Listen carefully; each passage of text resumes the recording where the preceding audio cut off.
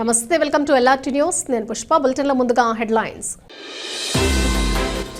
Vemulawada municipality గడ్డపై ఏ జెండా ఎగరబోతోంది? దక్షిణ కాశీ వేములవాడలో మహాశివరాత్రి జాతరకు సర్వం సిద్ధం. దేశవ్యాప్త సమ్మెలో భాగంగా కోనరావుపేటలో విద్యుత్ ఉద్యోగుల ఒక్కరోజు సమ్మె.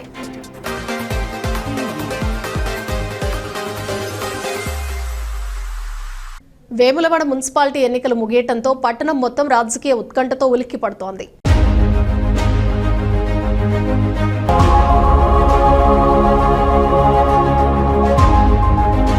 పోలింగ్ పూర్తయిన క్షణం నుంచే అభ్యర్థులు, పార్టీ నాయకులు, కార్యకర్తలతో పాటు సామాన్య ఓటర్లలోనూ ఒకటే చర్చ నడుస్తోంది. వేములవాడ మున్సిపాలిటీ గడ్డపై చివరకు ఏ పార్టీ జెండా ఎగరబోతోంది? రేపు వెలువడనున్న ఫలితాలే దీనికి సమాధానం చెప్పనున్నాయి. రాజన్న సిరిసిల్ల జిల్లా వేములవాడ మున్సిపాలిటీ పరిధిలోని 28 వార్డులకు గాను మొత్తం 113 మంది అభ్యర్థులు ఈ ఎన్నికల బరిలోకి దిగారు. బీఆర్ఎస్, బీజేపీ, కాంగ్రెస్ వంటి ప్రధాన రాజకీయ పార్టీల మధ్య త్రిముఖ పోటీ నెలకొనగా కొన్ని వార్డుల్లో స్వతంత్ర అభ్యర్థులు కూడా ఫలితాలను ప్రభావితం చేసే స్థాయిలో ఉన్నారని రాజకీయ వర్గాలు అంచనా వేస్తున్నాయి. ప్రతి వార్డులోనూ పోటీ తీవ్రంగా ఉండటంతో స్వల్ప ఓట్ల తేడాలే విజయం, ఓటములను నిర్ణయించే అవకాశం కనిపిస్తోంది. వేములవాడ మున్సిపాలిటీ రాజకీయ చరిత్రను పరిశీలిస్తే ఇప్పటి వరకు బీఆర్ఎస్, బీజేపీలు మాత్రమే మున్సిపల్ పాలన చేపట్టాయి. కాంగ్రెస్ పార్టీకి ఇప్పటి వరకు మున్సిపాలిటీని కైవసం చేసుకునే అవకాశం రాలేదు. అయితే ప్రస్తుతం రాష్ట్రంలో అధికారంలో ఉన్న కాంగ్రెస్ పార్టీ వేములవాడలో ప్రభుత్వ విప్ ఆది శ్రీనివాస్ నేతృత్వంలో ఈసారి మున్సిపాలిటీపై పట్టు సాధించేందుకు గట్టిగానే ప్రయత్నించింది. రాష్ట్ర ప్రభుత్వ అనుకూలత, సంక్షేమ పథకాల ప్రస్తావనను ప్రచారంలో ప్రధానంగా వినియోగించింది. ఇక బీఆర్ఎస్ పార్టీ గతంలో చేసిన అభివృద్ధి పనులు, మున్సిపాలిటీ పాలనలో తమ అనుభవాన్ని ముందుకు తెచ్చింది. బీజేపీ మాత్రం పట్టణంలో మార్పు అవసరమని, పారదర్శక పాలన కావాలనే నినాదాలతో ప్రచారం సాగించింది. ఈ మూడు పార్టీల మధ్య జరిగిన పోటీ వేములవాడ రాజకీయ వాతావరణాన్ని మరింత వేడెక్కించింది. ఎన్నికల ప్రచారం చివరి నిమిషం వరకు హోరాహోరీగా సాగింది. ప్రతి వార్డులో ప్రధాన పార్టీల అభ్యర్థులు ఇంటింటా తిరుగుతూ ఓటర్లను కలిశారు. అభివృద్ధి, మౌలిక వసతులు, తాగునీటి సమస్య, పారిశుద్ధ్యం, డ్రైనేజీ, రోడ్ల దుస్థితి వంటి స్థానిక సమస్యలను ప్రధాన అజెండాగా మార్చారు. కొన్ని వార్డుల్లో తాగునీటి కొరత ప్రధాన అంశంగా మారగా మరికొన్ని చోట్ల డ్రైనేజీ, రోడ్ల సమస్యలు ఓటర్ల అసంతృప్తికి కారణమయ్యాయి.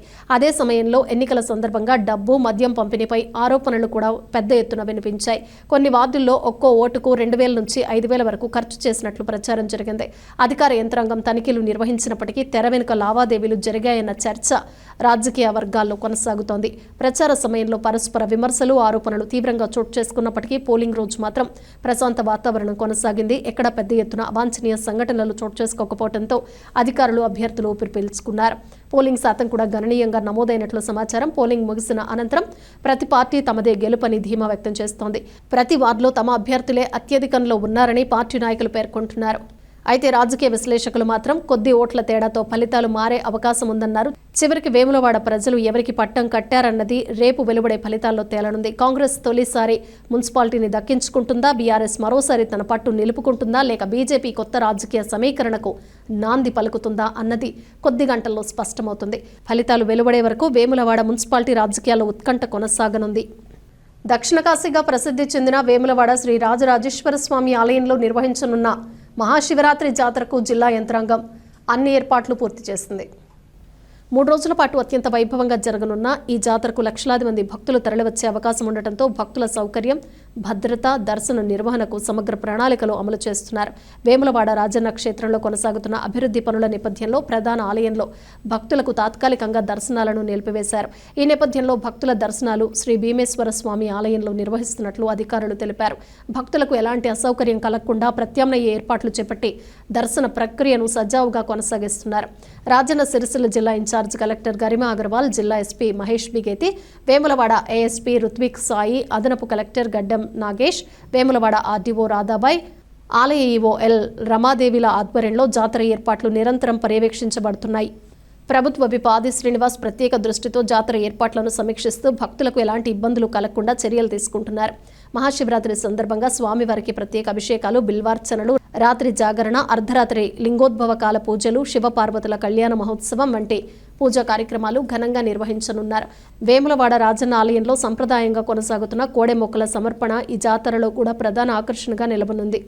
భక్తుల సౌకర్యార్థం దర్శన క్యూ లైన్లు, షెడ్లు, తాగునీటి సరఫరా, వైద్య శిబిరాలు, అంబులెన్స్ సేవలు, పారిశుద్ధ్య ఏర్పాట్లు, మొబైల్ టాయిలెట్లు అందుబాటులో ఉంచారు.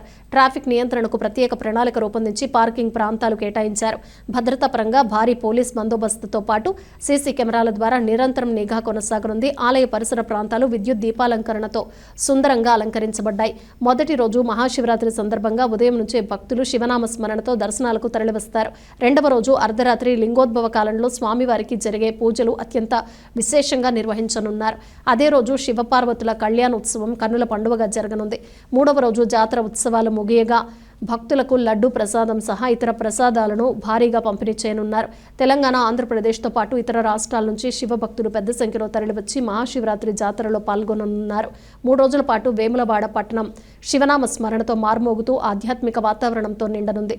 అభివృద్ధి పనుల మధ్య కూడా భక్తి భావాన్ని నిలబెడుతూ వేములవాడ మహాశివరాత్రి జాతర భక్తులకు ఆధ్యాత్మిక అనుభూతిని అందించనుంది. ఓం నమ శివాయ. శ్రీ రాజరాజేశ్వర స్వామివారి దేవస్థానం వేములవాడ దక్షిణ కాశీగా ప్రసిద్ధి చెందింది, మనందరికీ తెలుసు. అయితే మన రాజన్న దేవాలయ విస్తరణలో భాగంగా భీమన్న ఆలయంలో మనం ఘనంగా శివరాత్రి జరుపుకోబోతున్నాము. అలాగే ఏకాంత సేవలన్నీ కూడా రాజన్న దేవస్థానం అర్చకుల ఆధ్వర్యంలో ఏకాంత సేవలు కూడా మన దేవాలయంలో జరుపుకోబోతున్నాం, రాజన్న దేవాలయంలో. దీనికి సంబంధించి మనం గత 2 నెలల నుంచి కూడా మనం ఏర్పాట్లు చేసుకుంటున్నాం. శివరాత్రి సందర్భంగా ఇక్కడికి వచ్చేటువంటి భక్తులందరూ కూడా వారందరికీ ఎటువంటి అసౌకర్యం కలగకుండా వచ్చేటువంటి భక్తులందరినీ కూడా ఆహ్వానిస్తున్నాము. అలాగే అసౌకర్యం కలగకుండా వారికి ఏర్పాట్లు కూడా గావించుకోవడం జరిగింది. ఇందులో భాగంగా వారికి వచ్చే భక్తులందరికీ కూడా క్యూ లైన్ ఏర్పాటు చేయడం, అంటే పార్కింగ్ ఎక్కడైతే దిగుతారో అక్కడ నుంచి క్యూ లైన్ ఏర్పాటు చేసుకోవడం జరిగింది భీమన్నాలయం వరకు కూడా. అలాగే అదనంగా క్యూ లైన్స్ కూడా వేసుకున్నాం వారికి ఎటువంటి అసౌకర్యం కలగకుండా. అలాగే మంచినీటి సౌకర్యాన్ని ఇచ్చాము. అలాగే మజ్జిగను కూడా వచ్చే భక్తులకు ఏర్పాటు చేస్తున్నాము. అన్నప్రసాదము అంటే నిరంతరంగా 2 రోజులు 14, 15 తారీఖుల్లో అల్పాహారాన్ని కూడా మనం అందజేస్తున్నాము. అలాగే ఇక్కడికి వచ్చేటువంటి భక్తుల కోసం నీడ ఉండడం కోసం వారందరికీ కూడా ఒక 3 లక్షల స్క్వేర్ ఫీట్లలో మనం కూడా వారికి నివాసానికి కూడా ఏర్పాట్లు చేస్తున్నాము. పార్కింగ్ స్థలాలను కూడా గుర్తించడం జరిగింది. అలాగే ఇక్కడికి వచ్చేటువంటి భక్తుడు రాజన్నను, భీమన్నను దర్శించుకునే విధంగా రాజన్న దగ్గర మనం మేక్ షిఫ్ట్ ఏర్పాట్లు కూడా చేసుకున్నాము. అక్కడ కూడా క్యూ లైన్ ద్వారా మేక్ షిఫ్ట్లో దర్శనం చేసుకోవచ్చు. భీమన్న ఆలయంలో కూడా భీమేశ్వర స్వామి వారిని దర్శించుకోవడం కోసం అన్ని ఏర్పాట్లు చేస్తున్నాము. అలాగే ఈ పండగ సందర్భంగా శివరాత్రి సందర్భంగా మనం విద్యుత్ దీపాలంకరణ చేస్తున్నాము. అలాగే ఇక్కడికి వచ్చేటువంటి భక్తులు కోసం అన్ని ఏర్పాట్లతో పాటు పూల అలంకరణను కూడా మనం చేస్తున్నాము.